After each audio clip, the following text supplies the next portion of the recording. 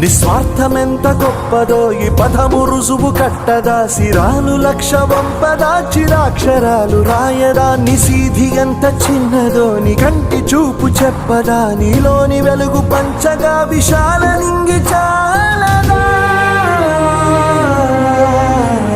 మనుష్యులందు నీ కథ మహర్షిలాగా సాగదా, మనుష్యులందు నీ కథ మహర్షిలాగా సాగదా.